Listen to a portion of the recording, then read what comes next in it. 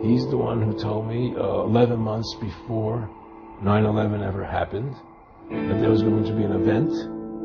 Never told me what the event was going to be, but there was going to be an event, and out of that event, we were going to invade Afghanistan to run pipelines from the Caspian Sea. We were going to invade Iraq, to take over the oil fields, establish a base in the Middle East, and make it all part of the New World Order. And we'd go after Chavez in Venezuela. And sure enough, later 9/11 happened, and I remember he was telling me how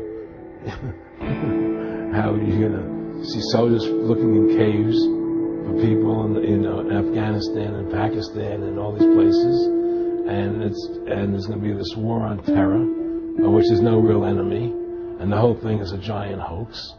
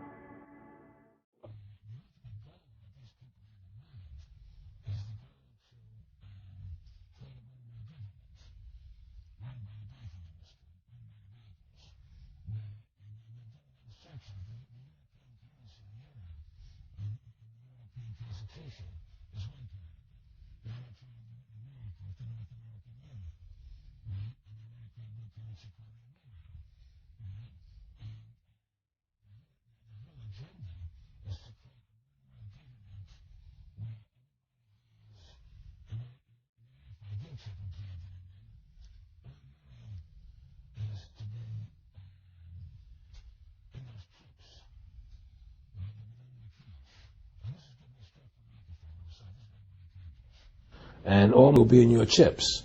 And so instead of having cash, anytime you have money in your chip, they can take out whatever they want to take out whenever they want to.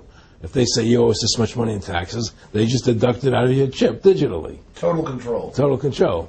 And if you're like me or you, and you're protesting what they're doing, they can just turn off your chip. And you have nothing. You can't buy food. You can't do anything. It's total control of the people.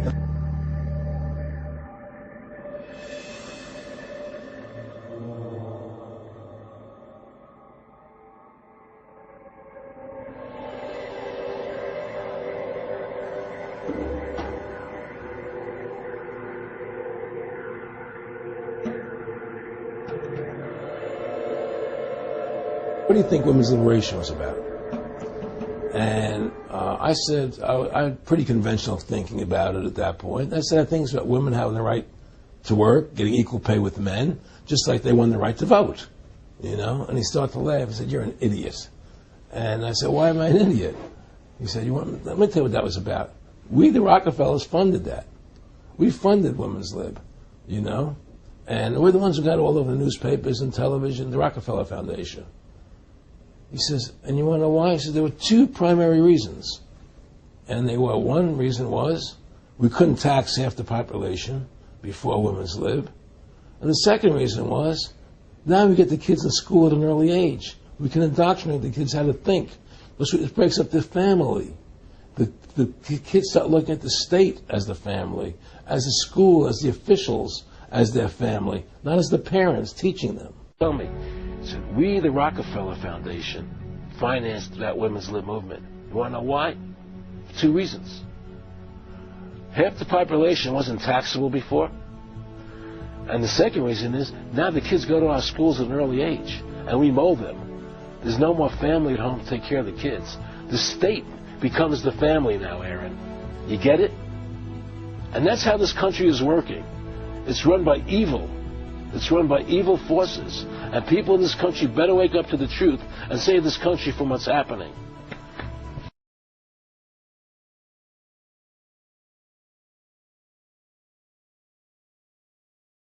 This whole war on terror is a fraud. It's a farce. It's very difficult to say it out loud because people are intimidated against saying it. Because if you say it, they want to make you into a nutcase. The fact of the matter happens to be that the whole war on terror is a fraud. It's a farce. Then there's a war going on in Iraq because we invaded Iraq. And people over there fighting, But the war on terror, it's a joke, And until we discover what really happened on 9/11 and who was responsible for 9/11, because that's where the war on terror emanates from. That's where it comes from. Said, what's the point of all this? You have all the money in the world you need. You have all the power you need. What's the point? What's the end goal? And he said the end goal is to get everybody chipped, to control the whole society, to have the bankers, the elite people, the bankers in some government control.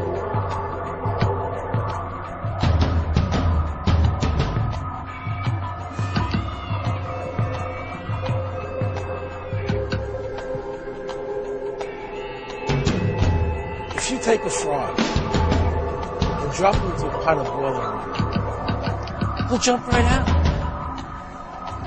But if you take that same frog and put him in a pot of cold water and slowly turn the heat up, he'll sit in that pot of water, lulled into complacency, until he boils to death.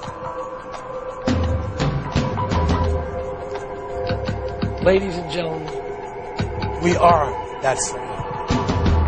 And the water's beginning to boil.